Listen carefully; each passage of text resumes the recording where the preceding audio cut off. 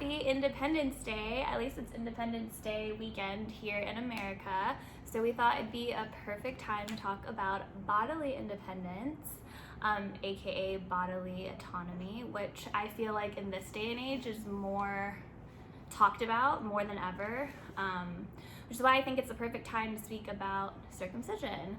I don't know if you all saw my post. I know a few of you did a couple days ago that talked about standard hospital procedures that happened as soon as baby was born. And I asked a question about, circumcising being something that's standard the second baby is born too.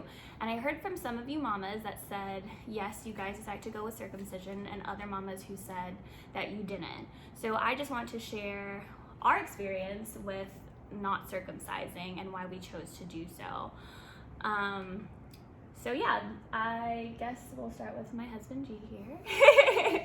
He can talk about it. Yeah, so kind of from the beginning, once we found out we were having a boy and asked about circumcision, automatically the answer was always yes, for a few different reasons. Mainly because I'm circumcised. And usually daddies like to match it with their sons. That's pretty standard from what we hear with everyone else.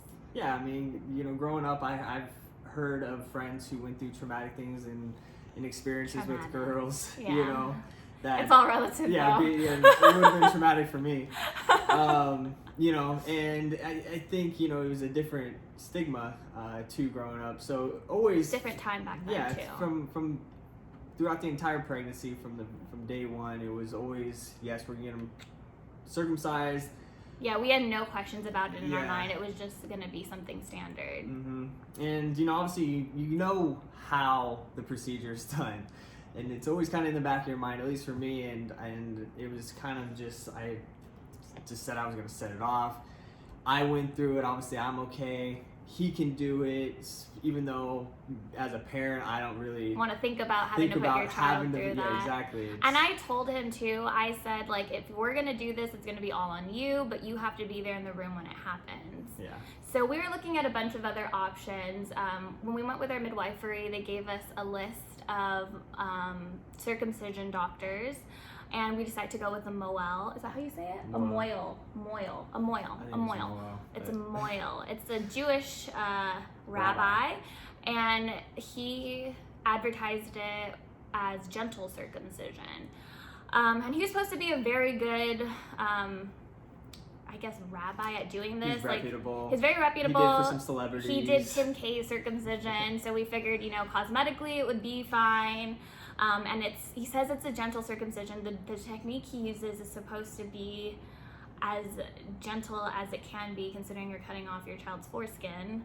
And it's nicer too because they come to your house to do it. You don't have to buckle baby in a car seat afterwards. All you really had to supply was gauze pads and Vaseline. Yeah, and this was going to be 8 days after. Yes, and that's birth. another thing. The moy-yul only does it 8 days after birth, and it works out because if you do go the unmedicated route, most likely you're not going to say yes to the vitamin K shot, and the vitamin K shot is used to help clot the baby's blood, basically. Which is why a lot of the times hospitals do it immediately after birth, because if they're circumcised right after birth, they won't bleed out. But the moy-yul does it after 8 days because after 8 days, your vitamin K levels rise and their blood can naturally clot. So it makes sense. But personally, as we got closer and closer to the day, I want to say, when did we really start questioning it? For me, I remember, as we get deep into trimester 3, I started thinking a lot more. I started thinking about it a lot, almost daily. And I started getting a lot of anxiety about it. And he asked even his brother if he could be there. Yeah, because I knew I was going to be there. Yeah. In the room. And he needed the support himself. I was like, I don't know if I can do this alone. I know she's not going to be there. And I told him absolutely not. So you have to be there. I need to ask somebody. So I asked my brother if he could actually just do it for me. And I said, no, you better be there when this happens. I'm like, this is it's going to be traumatic for me. So obviously that should have been red flag number 1. For real. But as I thought about it more, I took old Ned Stark's advice, and he says that whoever casts the sentence should be the man who swings the sword, right? Who wields the sword. So I was like, all right, I have to be in there. At least, but Corey, I still need you to be in the room with me to support me. And Corey was down. And he was down. He said yes. So fast forward, babies comes. Yes, and we had him, I want to say, for like 5 days. This is 5 days he was born. Not even. No. So like the day after he was born, we texted the mo-elle. I think it's mo-elle. It's mo-elle. And to say, hey, he's born. Can we set up an appointment? Blah blah blah. We set up the day. 8 days out. Yeah. It was on day 5 that I told you. Okay, day 5. Woke up and again just having a lot of anxiety thinking about it, but just thinking, okay, big picture, he's gonna be fine down the road, whatever. Mm-hmm. But I thought, I'm like, I don't think my wife is too sold on this, and I don't know if I am. wasn't sold. She kept saying it's up to me, so I asked her, I'm like, is this something that in 5, 10, whatever years down the road that you're gonna say, you did this to my baby?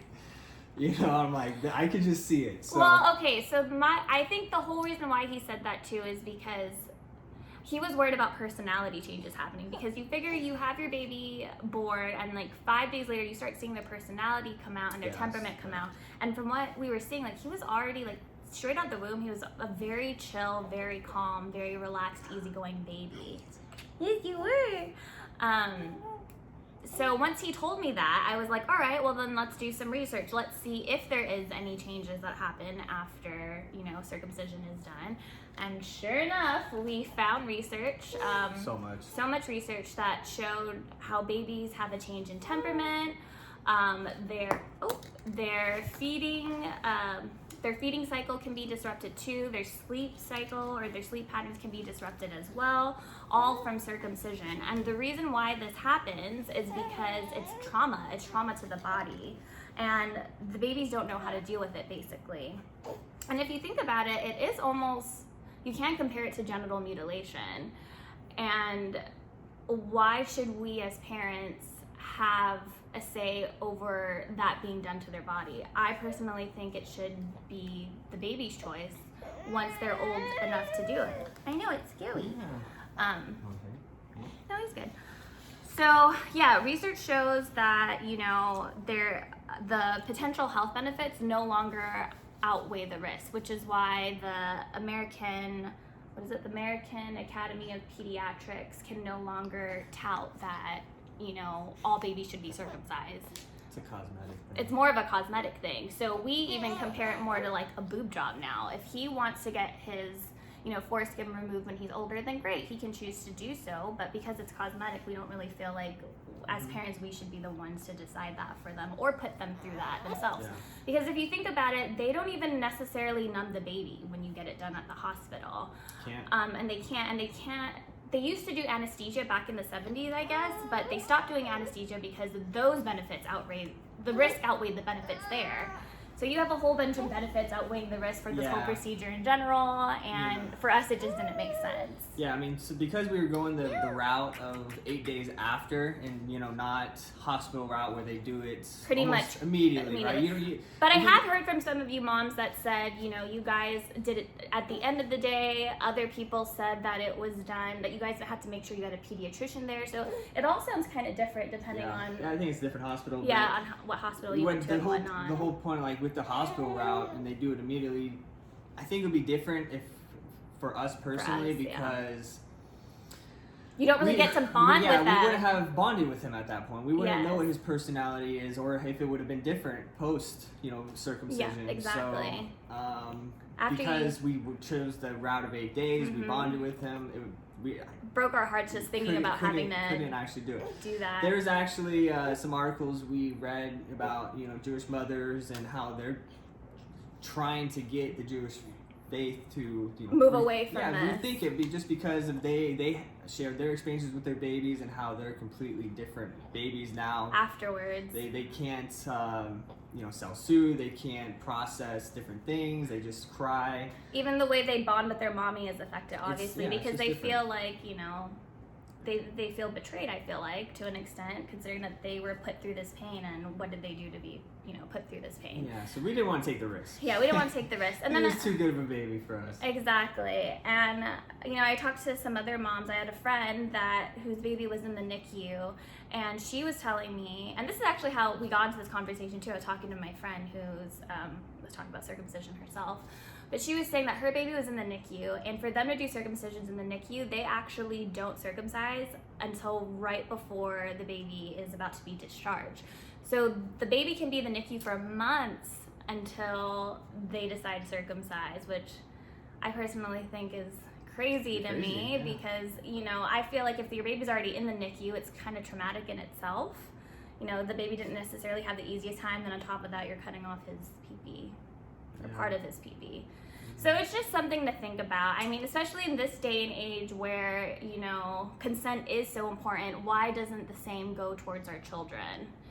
So, just something to think about. Yeah, one other story that we heard, it's actually a personal story, it has to do with my family. Oh, yes. Why would you think circumcision would be a good idea? Yeah. Yes. Yeah, this is before we made our decision, but one of the kind of influencers that we heard that my grandfather, sorry to put this out there, Papa, but, found out that, he was at 75 years old, found out that he was uncircumcised. All his boys, he has 4 boys, they were all circumcised, obviously, that passed on to us, but so we just assumed that Papa was, but nope, he wasn't. Yeah. Anyways, at 75, he started getting a lot of infections. Yeah, UTIs. And I guess it's very common for older men to get, UTIs who are uncircumcised because they get, a little more lazier when it comes to the cleaning. It's harder to retract the foreskin